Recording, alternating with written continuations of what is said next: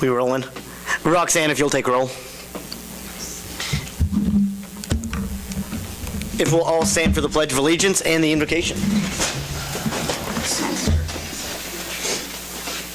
I pledge allegiance to the flag of the United States of America and to the republic for which it stands, nation under God, indivisible, with liberty and justice for all.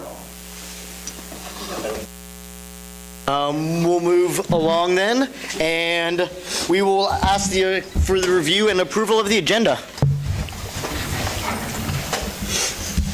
Has council had time to review the agenda? Yes, I make a motion that we approve the agenda. A second. There's a motion and a second to approve the agenda. All those show the voting sign. Opposed, same sign. Passes.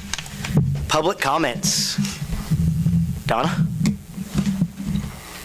I just have one big announcement, and you've heard it and you've seen it in the paper, but our Iola Reads is tomorrow from 1 to 7. And I tell you, we've worked hard on this for 6 months, so love to have everyone come. Adults are really not supposed to come till 3:30 to 7, but we're going to have 2 power airplanes in, and I just found this out about an hour and a half ago. Steve Strickler is going to bring one for kids to sit in and get their picture, and I thought that'd be pretty cool. And then we've got lots of other things going. The expo's coming over, and we're going to do that too, and we're going to try to make some money because we're a little short on what we spent. So we're going to have hot dogs, chili dogs, chips, so forth. For the people at home, where is that again? Say that again. For the people at home, where exactly are you doing this from 1 to 7? Right next door at the community building. Thank you for saying that. It's been in the paper, but not everyone reads the paper. So it's right next door, and it's going to be there from, the kids will be coming in from 1 and then till 3, and then they'll be gone, and then we'll have safe base, and adults can come during that time until 7. We're going to try to run it all day if we all last that long. Thank you. Any other public comments? Yeah. Mr. Walden?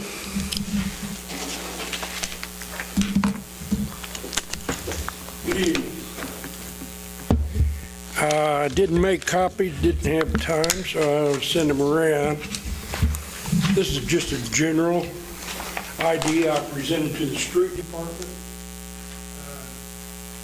I think it'd be very effective at critical crossings for our kids. It's they're using it in Sweden, and it just simply takes a little bit of paint,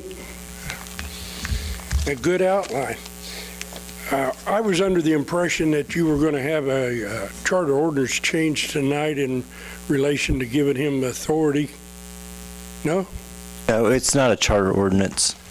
Changing your ordinance to give you authority doesn't change your charter? It's not a change in the ordinance. It's just a change in the personnel policy. It's not a charter ordinance. It's a resolution and a personnel policy, but not the charter ordinance. It's actually technically already in his job description. You might look at this later, but that was my impression. If you're going to change that, your authority level from the mayors or the councils, you got to have a charter ordinance change. My impression. Another issue. This is your handbook, wherever the first page is, on your governing that you reference and use mostly. Basically, it's a summation for you guys to sit down and go through generally and see what's going on. There is one thing that I point out to you, as I pointed out to the county commissioners. Under KSA 5846-12, and I don't have a copy of it, but I thought Bob would be here. That's okay. He'll know the number. There's a little subnote in here where the purpose of executive officer or your executive meeting is to discuss non-elected personnel. It's been pointed out that you cannot discuss concerning the qualifications of candidates for appointee positions on boards, commissions, task force, etc., in executive session. I'm just saying, I've been at most of the county commission meetings, and decisions are made when they walk out of the room. You can't do it. It's got to be done right here. If you got something to say about me or against me, you got to say it right here. So, just a reminder, because it is a coma violation, and I assure you on the appointment, I made my nomination, and then the council, you were up, and I had several good candidates. The way that we generally work is we take all of those appointments, they go to the mayor, I make a nomination, and it's up to the council to approve or deny. There's not a whole lot of conversation I have with the council. In the past, we didn't publish those names out of privacy to each candidate. well, And that's usually the way that we do with boards, out of the privacy to candidates. That might need change. I'd check with Bob, because they definitely had to change the county process, and Allen changed it. The county is different on the level because they're partisan, but A closed meeting, executive meeting's an executive meeting, because I looked the law up, and it doesn't have anything to do with government. I assure you, on all of our appointments, we have never discussed an appointment in an executive session. Well, that is one thing I'd like to mention in the charter ordinance that you're operating under right now. Whenever a vacancy shall occur in the office of a council member, the governing body shall appoint an elector of the ward where the vacancy occurs, not the mayor. They ultimately do appoint. I give them a nomination, and they approve that nomination. This is your charter, not mine. They ultimately do appoint, sir. The state allows that. And that's something that we can review and make sure that we're following our charter ordinance, but it's my understanding the process that we've had in place to do so adheres to Well, even in our your charter ordinance and the law. Even in your charter, Sid, if you're going to change it, I'd recommend that you change section 6, instead of just the consent of the council, to be 3/4 of the council. Simple consent, too much politics. Let's see Mr. Johnson make it. I was referring to, I thought there was a charter ordinance change tonight, and it wasn't. Or they say it isn't. I didn't look at it that way. Now, third thing, as a member of Allen County Senior Services, Southeast Kansas, I think I mentioned it before, I'd really like to see you consider a utility percentage decrease for anyone that's 65 and older that's owning their own home and living in that home. So we're not talking about rentals and everything else. I'd like to see a consideration put for a utility decrease. It's shown that 92% of the people living in a town don't move from that town after 60 years old. They stay. They're stuck. So what you've got is you have a controlled taxpayer base. And then Sid comes along and gives us an increase because he's not running on a cash basis as declared by the Constitution. So I'd like to see you consider a utility cut for the seniors of Iola. And I'd like to see drug testing for everybody that's employed by the city of Iola. Every level, anytime, 24/7. Just things I thought I'd bring up, give you something to chew on. Thank you. Thank you. Thank you, Any Mr. questions? Didn't think there would be.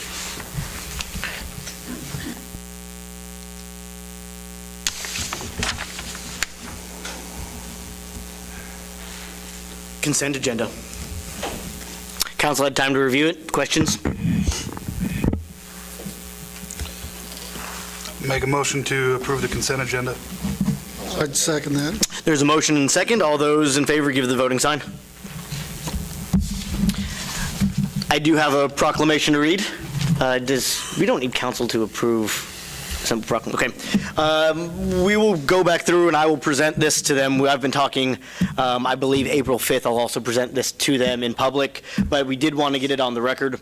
And the proclamation reads, whereas service to others is a hallmark of the American character and central to how we meet our challenges, and whereas the nation's cities are increasingly turning to national service and volunteerism as a cost-effective strategy to meet their needs, and whereas AmeriCorps and the Senior Corps participants address the most pressing challenges facing our community, from educating students for the jobs of the 21st century, to fighting the opioid epidemic, to responding to natural disasters, to supporting veterans and military families. And whereas national service expands economic opportunity by creating more sustainable, resilient country, bolstering the civic, neighborhood, and faith-based organizations that are so vital to our economic and social well-being. And whereas national service participants increase the impact of their organizations they serve, both through their direct service and by managing millions of additional volunteers. And whereas the national service represents a unique public-private partnership that invests in community solutions and leverages non-federal resources to strengthen community impact and increase the return on taxpayer dollars.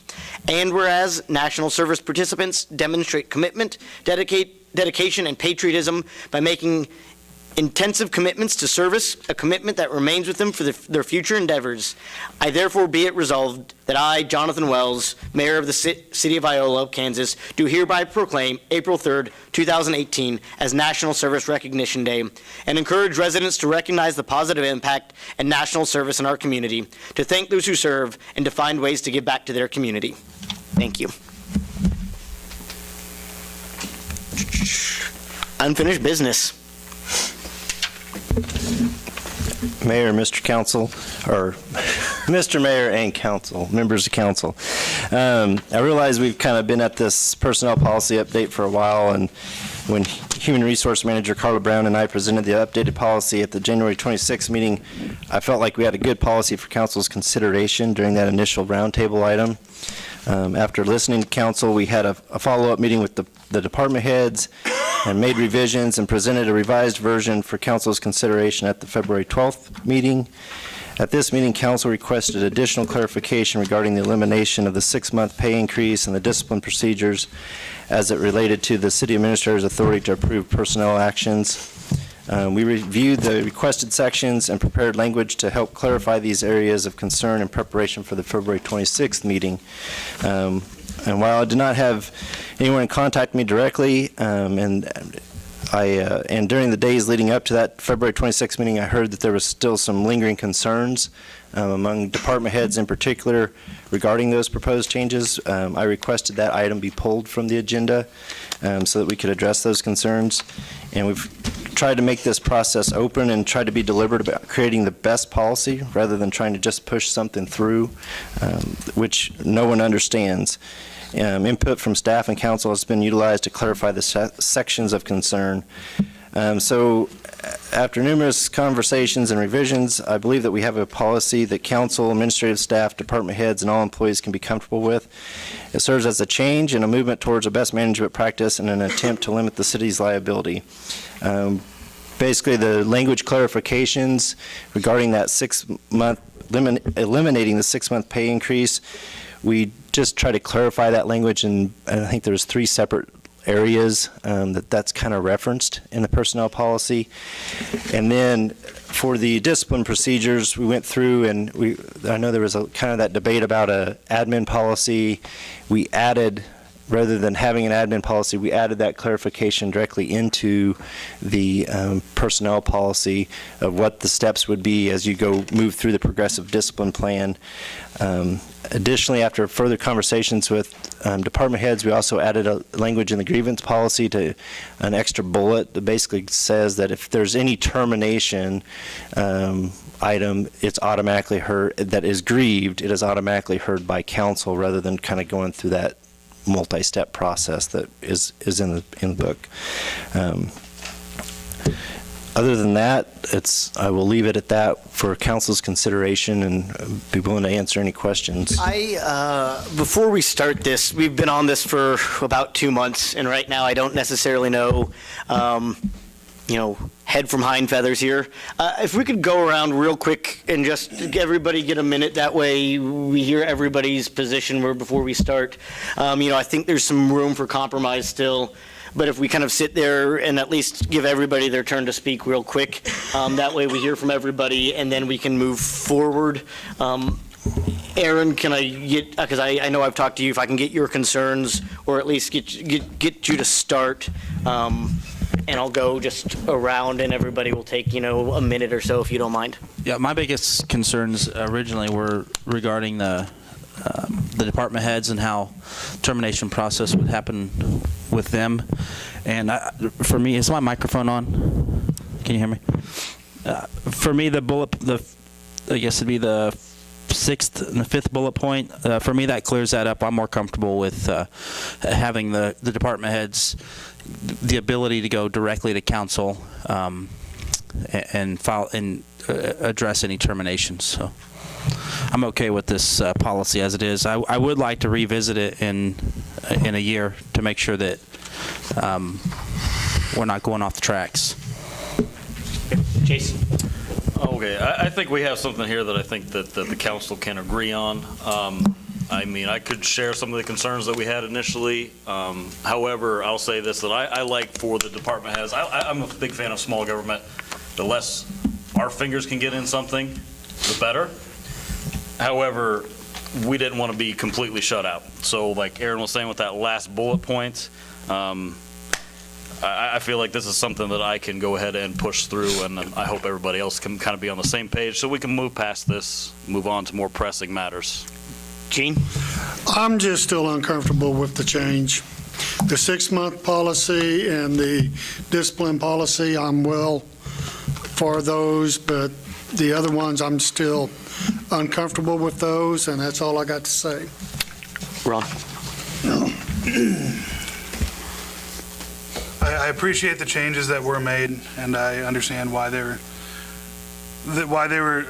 tried to be made.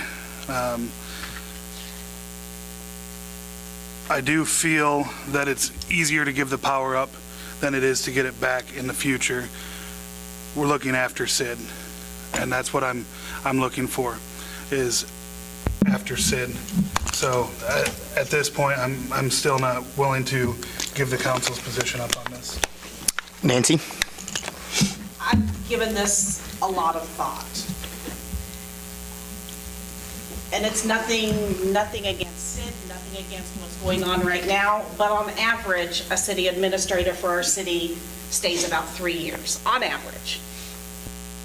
In the past 22 years, you're number 7 as far as city administrators. You're fine. But, again, like Ron pointed out, what happens after you, and what do we do then if we get somebody in that isn't following things the way they should be followed? Our department heads, most of them have been department heads for a long time. And I guess my hope in the whole thing would have been we would have had a conversation, all of us, as a group, with council, with department heads, so that we could hear what their feelings were, what their concerns were as a group, and sit down as a group and work through this, not, getting bits and pieces from different places. I would just, to me, I think it would have been better as an entire group sitting down, round table style, however you want to do it, and having this discussion. And I guess my other question is, I don't even really know why this change came about, or why it's so pressing right now. I guess that's the thing. What made this such a pressing matter and such a pressing change right now? Mark? All the concerns I had were addressed, and I think it's the way we need to move forward. And I want to thank Carla and everybody for working on That's about actually where I thought we were. What's the compromise? I would just like to comment on a couple things, because I've gone from, I think, I don't want to say siding heavily with Nancy and Ron there, but probably more in their school of thought. And as far as getting the power back, I think it's simply just going back to the policy change. So I don't really think it would be tough to do. I think Ron's probably one concern that you have, or maybe your biggest concern, is if we make a mistake, how does that look from a lawsuit standpoint? Like, what's the biggest risk we have if we terminate somebody unlawfully, and what kind of issues can we face there? And as far as the pressing issue, and I don't know that it's a pressing issue. I do feel like it was dropped on, or maybe not dropped on us, but we weren't prepared for it, and we've obviously held that off until, at least I feel like I've gotten a better explanation. And to me, it does make sense that currently the way that it's set up, if council hears if it comes through on the consent agenda and we terminate an employee, we decide to terminate employee A, and he files a grievance, so we're the judge and we're going to terminate employee A, and he files a grievance and comes back to us, it's the same judge and jury, so to speak, that made the termination. So in this situation, we don't have anything to do with that first termination process, and then we can come into the hearing as an unbiased party. So for me, I can understand where Sid wanted to go with this.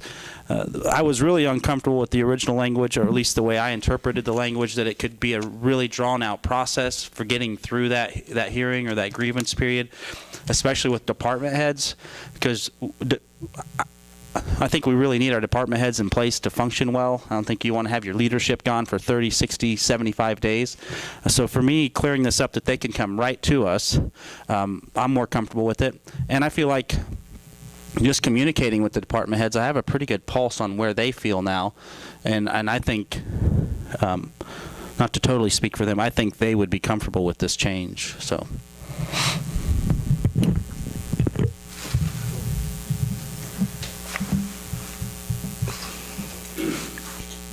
I'll agree with Nancy. I have talked to all of the department heads individually, but I would like to have a roundtable with them all and really find out what their feelings are for sure.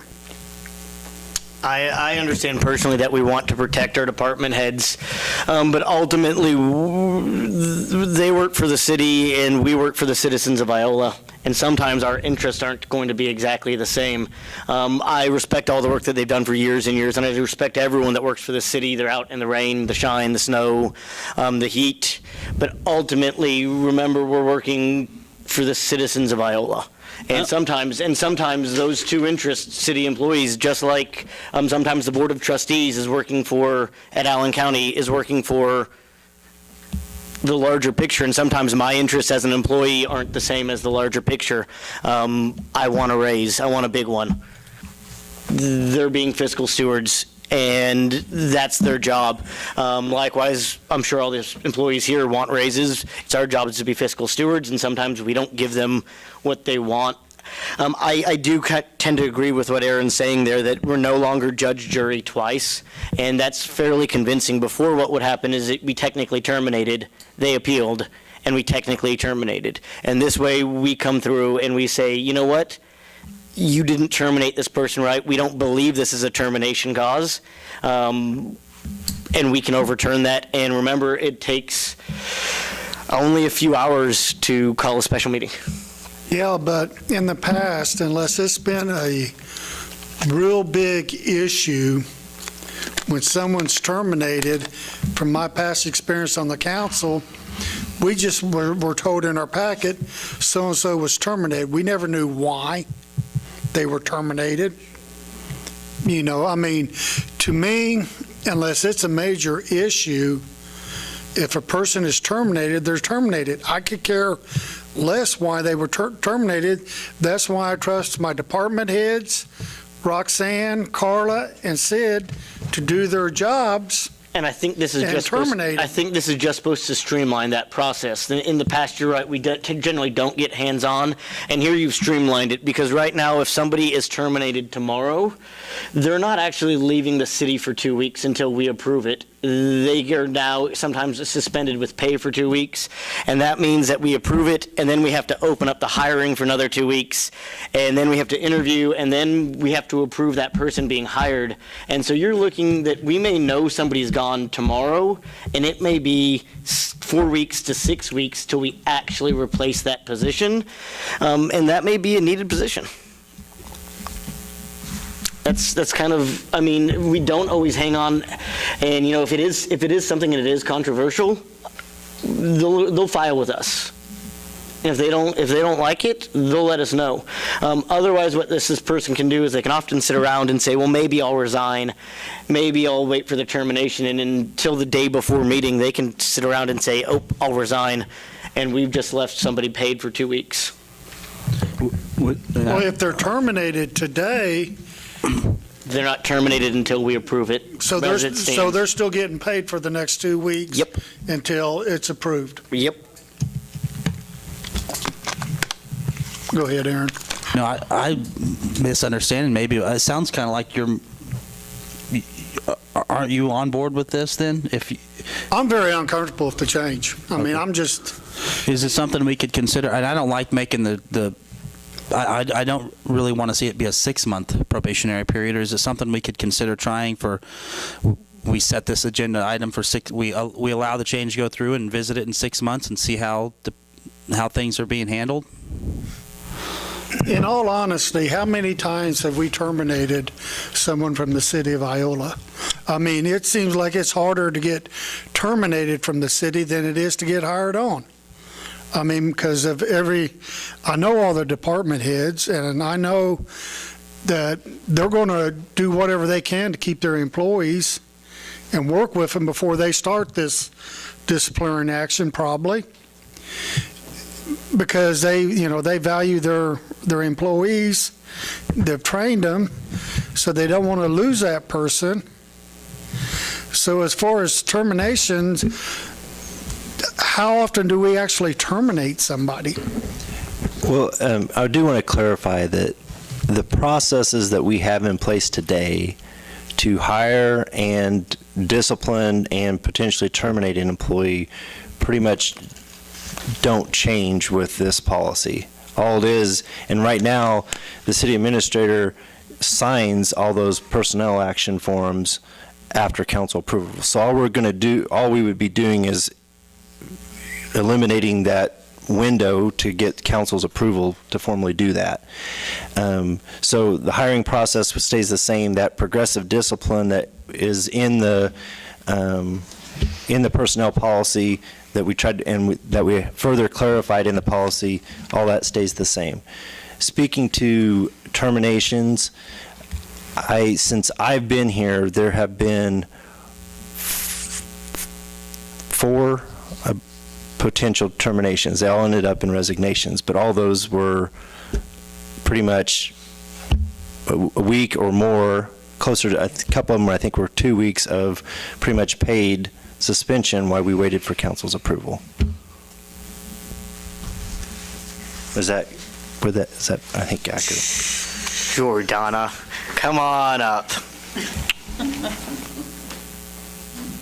Okay, I've been employed a lot of years, but for the last 20, I haven't been employed. But to me, I've been to a lot of council meetings, more than most of you have.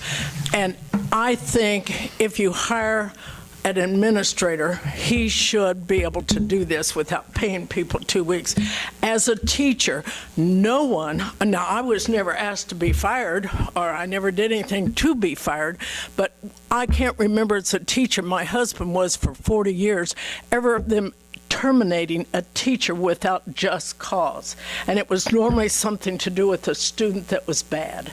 So I can't see that our people in charge, and you're going through a process, to me, really, if you don't trust your people, you need to get rid of the whole batch and start over. I don't think it's up to the whole council to decide who's going to get fired and who's not. I think it's ridiculous to keep going on and on. I know some of you are going to be mad at me, but I can handle people being mad at me. But I just think you're micromanaging things that don't need to be micromanaged. If you don't like what Sid's doing, I say fire him.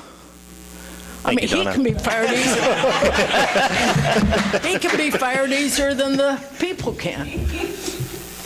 Well, that's where we trust our department heads to run their departments effectively, and we take their advice to what they feel is But best. this 2-week paying, why pay someone that's not doing their job? Well, and ultimately, I imagine that Sid's not out there with the linemen knowing who's up. No. I ultimately imagine a lot of those are coming through department heads saying this person we'd like to let go for whatever reasons, or this person's no longer fulfilling this need that we've had.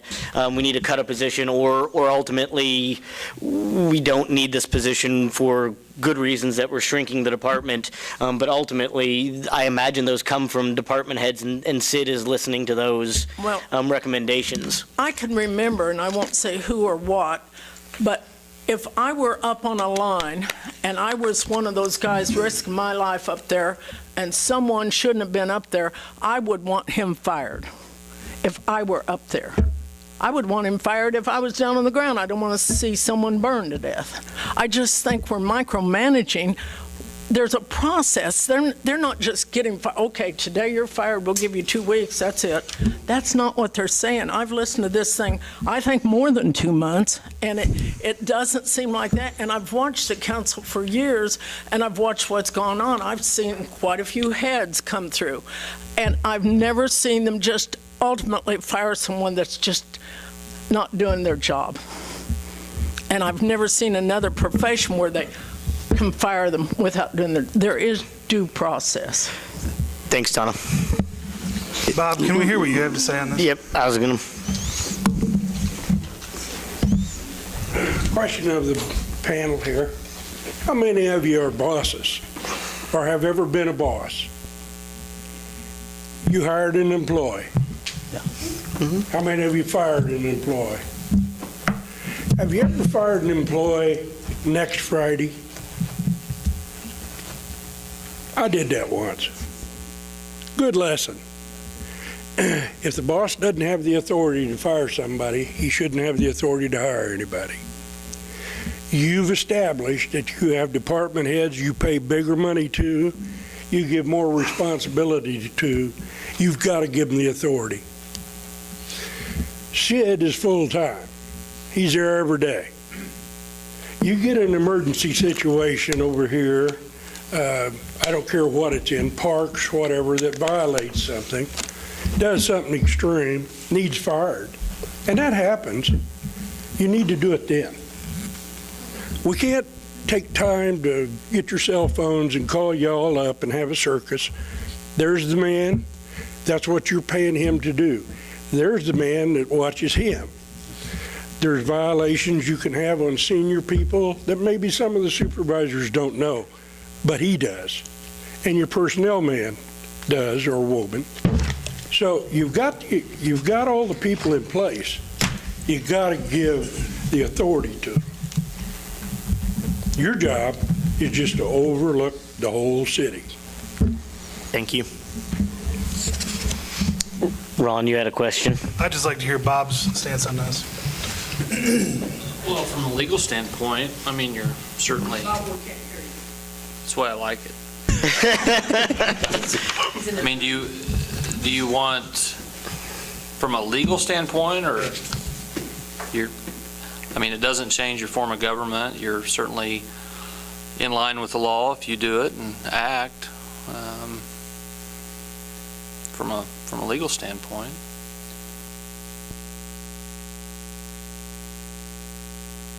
It's not going to fire somebody that works for a department head. The department head's going to come and say, here's what I'm recommending. So your biggest concern that I hear is the department heads. You could probably look historically back. Department heads aren't going to get fired unless it's something extreme. It's probably not going to happen unless they come talk to you first. I mean, you want to have a little common sense to the conversation here. mean, I don't think Sid's going to say, hey, Berkeley Kerr, you're fired because I don't like the shirt you're wearing. That's not going to happen. So you either have trust in your bosses or you don't. But from a legal standpoint, you're fine with doing it. Doesn't change the form of government. We did the research on that. So that answers your question. Thank you. I think no matter what we do, we need to get this off the table one way or another. I think we're wasting staff time with this. I did like Aaron's idea of revisiting this and keeping it to where, you know,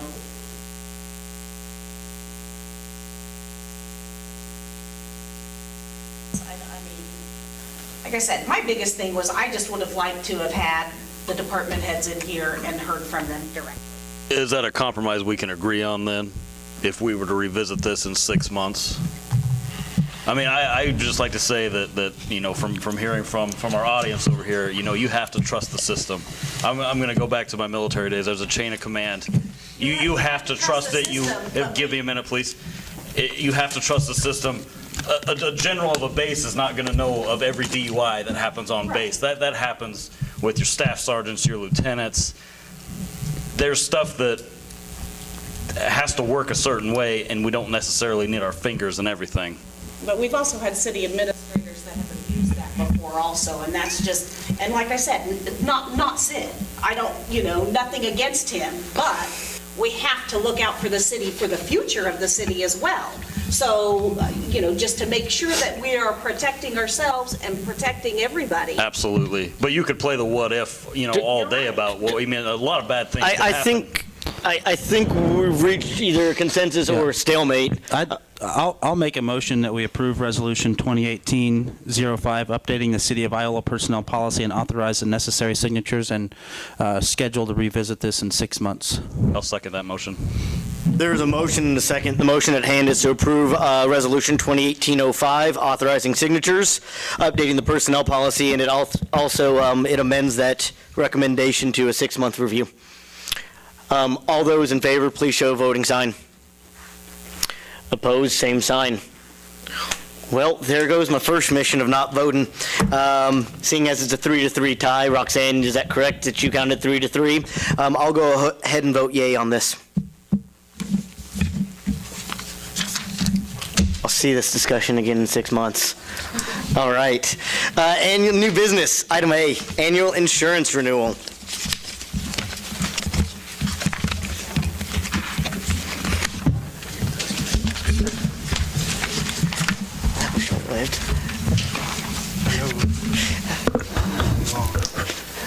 Okay.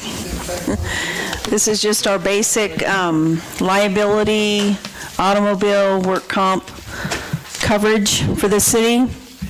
We did have some extra claims this year, so you'll see an increase along with the national increase. Any questions? Do you want me to go over anything? Yes. Is this something that we put out for bids, or are we just going with the same one from the year past? Question number one. We did not this year, just because we didn't have the time. We talked to Debbie, Sid and I did, and we will put it out for bids next year. There are very few companies. EMC is one of the very few companies that does provide all of these insurances that the city requires. I mean, you can get different providers, but Iola Insurance has done a good job for us and has always provided what we needed, and they're in town and local, but. It's like any other insurance, they're all high and they're all going to go Yeah, up. it's. Okay, if I'm reading that right, we're going to pay $434,714. We got back $246,790. Is that right, in dividends? That's over the last 5 years. Or last 5 years? Yes. And that average is about 50,000, A right year. at 50,000 a year. Yeah. So really, that 434 we're paying is going to be reduced by the dividends? Potentially. It's possible. We never know what the dividend equals each year, but That's it usually. The yearly audit. that we're getting back? The dividend is usually what the group overall for all cities and school districts and things. Okay, So, that's the question I had. anybody else? Our, like it says, our workman's comp rate did go up because of some claims, and the auto coverage did go up with new vehicles, and we did have a couple auto claims. One thing that the council probably doesn't realize, EMC, you don't just have to have a claim, but we can seek legal advice from their attorneys, who's Steve Pigg, who's probably the top guy in the state on these type of cases, and his firm assists us routinely on questions that we have, and there's no claim made. I don't know if they charge us. I don't think they do. No, we have up to $700, which is 6 hours, We have up to $800. $800, 7 hours of free legal advice that any one of us can call and ask. And we do use that. It's real helpful. Yes. So your own knowledge. So, And one thing that we're looking to save a little money that we it's not really part of this policy, but we have traditionally bonded each of the council members. That is kind of a holdover from the commission days when we were statutorily required to do so. We don't have that requirement. So the thought is that might be something that we could, it's not going to save us big bucks, but just save a little bit. If council was comfortable with that, we could eliminate that practice. What was the reasoning behind bonding the council members anyway? When they were the commission, we had to. That as part of the requirement of the three-member commission government, there was a statutory requirement that you had to be bonded. But for the council, the mayor, the form of government we have now, there is none. the mayor will have to be because he signs checks, or his signature is on checks. Is there a risk? Is there a risk involved for us where we would need insurance? Roxanne can speak to some of that. The one thing that Debbie had talked about too is the linebacker policy. I don't know why it's called linebacker. That seems odd. It's a linebacker. Policy does provide some protections from council decision making about money. If you made a decision and we were sued because of your decision, the linebacker policy would cover you in that. So she said you really don't need to be bonded. She asked that question, if we wanted to save money. How much is it? It's about $200 a person. Yearly? Mm-hmm. That's a lot of water for somebody. Or some fireworks for somebody, or some training for somebody, or that's $1,600 whenever we're debating $500 here and there. It's up to you all though to decide, because I'm still going to be bonded, right? Yes. All right, that's up to you all to decide. Hey. You and I are good. If you and the insurance providers feel that there's not a need for the council to be bonded, I would rather spend, like John said, I'd rather spend that $1,600 someplace else and drop that. Was that what you was going to say, Nancy? Yeah, if it's not necessary, then don't. Yeah, it was, like Sid said, when we were commission city, it was habit. We had to do it statutorily, and we just got in that habit, and We'll just save even more money, because, when it was commission, you paid them too, and we it's don't. true. So now they'll bond us, and we're saving more money. Yep, But we are covered under the linebacker coverage. absolutely, yes. I'm fine with getting rid of it. Yeah, I am too. It's not necessary. Do we need to make a resolution to do away with that, or No. can you just line item it? No, I'll just tell her not to follow through. She was holding the Sorry I made you go wing so quickly, I but know, I should have waited another week, right? All right, I think we're in line for a motion. Does anybody want to make a motion for me I here? would make the motion that we renew the EMC policy. That amount won't be correct because we're going to subtract the. this will be the same. So renew the EMC policy in the amount of $434,714 for a period of April 1, 2018 to March 31, 2019. I would second that motion. There's a motion and a second. The motion at hand is to approve the renewal of the EMC policy. All those in favor, please show the voting sign. Opposed, same sign. What did we budget for this? Motion passes. It's several line items. I couldn't tell you, but Yeah. we did increase it about 3 or 4%. Do we have enough budgeted for that? I hope so. Yeah. Well, we can try to break that out and then also know that we'll probably have that dividend coming back too. I mean, that's not a guarantee, but we've had pretty good dividends over the last 5 years, so. Darn flood insurance keeps going up. That doesn't happen. If we get some rain. All righty. Next item on agenda, Healthcare Foundation grant authorization.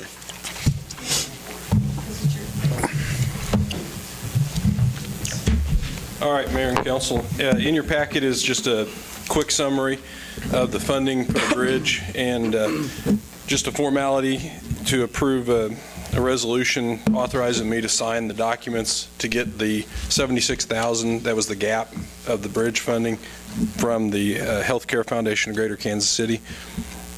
All the other funding's in place. Just a quick recap. I filed the request with Wildlife and Parks last week, should get it in about 2 weeks. And People for Bikes we've got, New Belgium we've already got. Sunflower and the Community Engagement Initiative is Thrive's working on, and we should have, I'd say, by the end of this month. It's all about reimbursement from Sunflower, that they have that in their bank before they can claim the community engagement. So all the funding should be in place now, and we, in your packet, your appropriations, if you saw it, we had a pay estimate from the contractor that lacks about $24,000 of finishing the project. So any questions, concerns?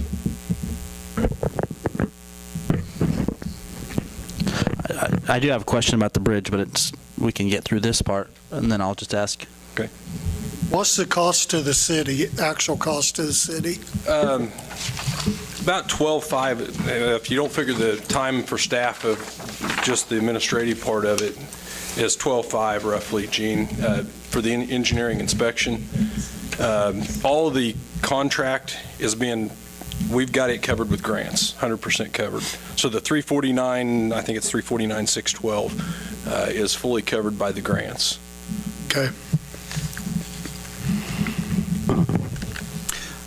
I'll make a motion to approve Resolution 2018-09, authorizing Assistant City Administrator to execute and submit documents to HCF for the Washington Avenue Pedestrian Bridge Project. Approve grant award agreement 634-FY17-5290 by authorizing staff to sign the necessary documents. We've got a motion and a second to approve Resolution 2018-09. All those in favor, please show the voting sign. Opposed, same sign. Motion passes. You got a question? When is grand opening, and do we have any plan for a grand opening? Are we going to work with Thrive and all the parties involved on this? Or? Damaris is, I think she's actually got a grant for a ribbon cutting.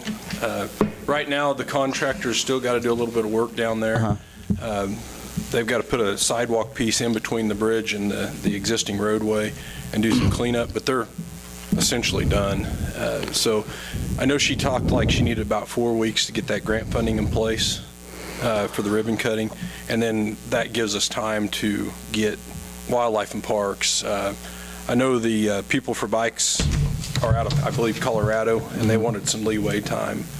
And then we'll have HCF as well. That is, we do have a plan to get all involved parties. As soon as we get this thing wrapped up, I don't want them down there until we get walk through the final punch list. I understand. But We are putting up some big pylons or whatever around that bridge. I was down there the other day, and it's surprisingly wide. Yeah. Like I imagine you could get a slug bug across that thing, and I didn't think it was going to be that big when we bought it. So I think we need some pretty good pylons up there before someone gets a slug bug across that thing. Said the same thing. Yeah, they've got them in. And Okay. they've got the bollards in, and then they've got some wood pole bollards kind of fanned out into the ditch or to Okay. the edge of the ditch, so. Alrighty. Thank you. Moving on, and I moved my agenda. Council. Council and administrator reports. It starts with me today, doesn't it? Sounds good. Alrighty. I want to thank everybody. I know we have sometimes some heated issues.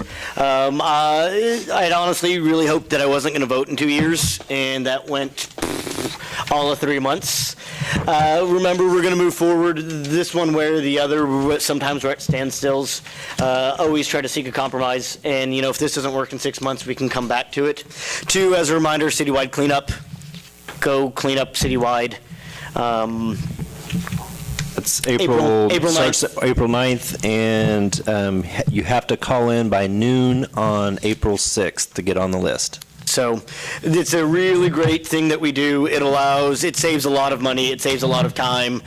Get out there, as spring gets up there, start getting your piles of debris ready for them. Remember to separate out your brush and your non-kind of brush wooden materials.